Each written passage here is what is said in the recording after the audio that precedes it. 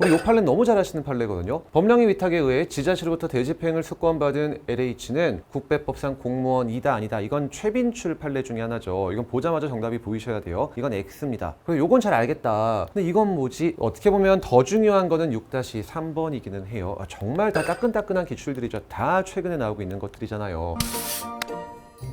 자, 대한민국이 있고 밑에 한국토지주택공사 즉 공기업인 LH가 있고 그 임직원들이 있겠죠. 자, 그럼 원래 대집행은 대집행법에 따라 행정청이 하는 거로 되어 있지만 동시에 한국토지주택공사법이라는 말 그대로 LH법은 일정한 경우에 LH가 국가나 지자체로부터 대집행 권한을 위탁받아 행할 수 있는 걸로 정해놓고 있습니다. 그러므로 국가가 LH한테 이렇게 맡겨버리도록 수도 있는 거죠. 그래서 국가가 할 대집행 업무를 LH가 맡게 됐고 그래서 실제로 LH 임직원들이 대집행을 하다가 실수로 때려 부수면 안 되는 말짱한 것까지 잘못 때려 부쉈다라고 한번 해볼게요. 실수할 수 있겠죠, 사람이니까. 자, 그래서 임직원들의 잘못된 대집행으로 인해서 국민이 피해자가 돼버린 거죠. 자, 그럼 이 피해자인 국민이 누구한테 손해배상을 청구할 수 있는지를 우리가 생각을 해보셔야 되고 이게 중요하다고 말씀드린 이유는 벌써 대상이 셋이나 되잖아요. 국가한테 갈 수 있는지 LH한테 갈 수 있는지 임직원한테 갈 수 있는지. 자, 그럼 하나씩 살펴보면은 피해자가 국가한테 국가배상 책임을 묻는 것은 인정되지 않는다라고 해요. 왜 그러냐? 6-1번을 먼저 읽어볼게요. LH법의 위탁에 따라 지자체로부터 대집행 권한을 위임받은 또는 위탁받은 LH는 지자체 기관으로서 국배법상 2조의 책임을 발생케 하는 공무원이 아니라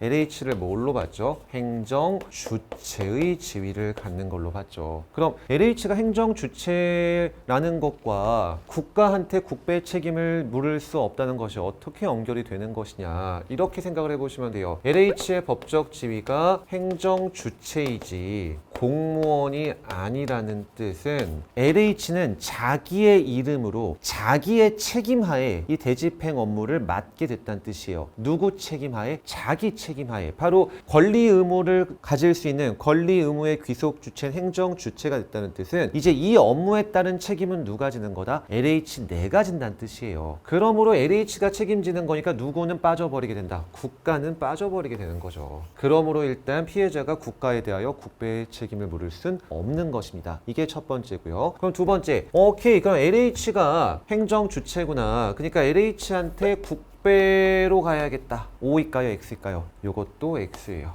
아니, 방금 LH가 행정 주체라면서 LH가 자기의 이름으로 자기 책임하에 대집행을 집행한 거고 따라서 책임도 LH가 진다면서 책임은 져요. 다만 국가배상 책임을 지는 것은 아니고 민법에 따라 책임을 질 뿐입니다. 아니, 그럼 행정 주체인데 왜 국가배상 책임을 지진 않느냐? 그럼 우리 국가배상법은 국가배상 책임을 지는 주체로서 딱 둘만 정해놓고 있습니다. 누구와 누구? 국가와 지자체만을 정해놓고 있을 뿐이에요. 달리 말하면 제 아무리 행정 주체의 지위를 가진 자라 할지라도 뭐나 뭐가 아닌 이상 국가나 지자체가 아닌 이상 적어도 국가배상 책임은 지지 않게 되는 것이고 따라서 행정 주체인 LH는 비록 행정 주체일지라도 국가나 지자체가 아니니까 국배는 안 지고 무슨 법에 따라? 민법에 따라 책임을 지는 거예요. 자, 그럼 LH는 무엇이지 무엇이 아니다. 행정 주체이지 공무원이 아니다. 이게 뜻하는 바가 무엇이냐면 여러분, 만약 LH가 공무원이었다면 공무집행의 어떤 원활함을 담보하기 위하여 LH는 어떤 경우에만 책임을 졌을까요? 고의, 중과실. 맞아요. 근데 공무원의 경우에는 오직 고의, 중과실이 있을 때만 책임을 지고 경과실밖에 없으면 책임을 안 지죠. 누구이면은? 공무원이면. 근데 LH는 뭐가 아니다. 공무원이 아니고 넌 행정 주체예요. 라는 뜻은 넌 고의, 중과실뿐만이 아니라 무엇밖에 없을 때도 경과실밖에 없을 때도 민법에 따라 불법 행위에 따른 손해배상 책임을 진다는 거예요. 바로 이렇게 같이 연결이 되는 겁니다.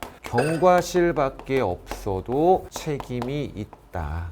이게 올해 소방간부시험에 처음 나왔던 내용이 되는 거죠. 6-2번으로 가볼게요. 지자체로부터 이런 대집행 권한을 위탁받은 LH가 공무인 대집행을 실시하면서 경과실로 민사상 불법 행위를 저질렀다. 비록 경과실밖에 없을지라도 책임이 없다.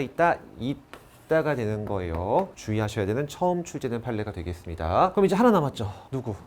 너는 어떻게 되냐예요. 이 임직원은 고위중과실이 있을 때만 책임을 지는 것인지 아니면 경과실밖에 없을 때도 책임을 지는지 바로 똑같은 문제가 생기거든요. 그럼 이거에 대한 답은 우리가 쉽게 이 상황을 생각해 보면은 답을 찾을 수 있습니다. 한 번만 들어도 안 까먹는 사례죠. 교통할아버지 단기 알바 일지라도 적어도 국가배상에서 무엇으로 인정된다? 공무원으로 인정되죠. 그럼 LH 직원들은 당연히 법적 신분은 공무원이 아니에요. 공기업의 직원은 우리 판례가 사법관계에 불과한 걸로 보죠. 지만 이 임직원들이 실제 처리한 업무는 누가 했어야 될 누구로부터 위탁받은 업무인 국가가 처리했어야 될 대한민국의 업무잖아요. 교통할아버지가 처리한 업무가 지자체 업무였던 거랑 똑같은 거예요. 결론적으로 이 임직원들이 실제로 공무를 처리한 교통할아버지랑 마찬가지로 니네가 적어도 국배법에서 말하는 무엇에 해당한다? 공무원에 해당한다고 본 겁니다.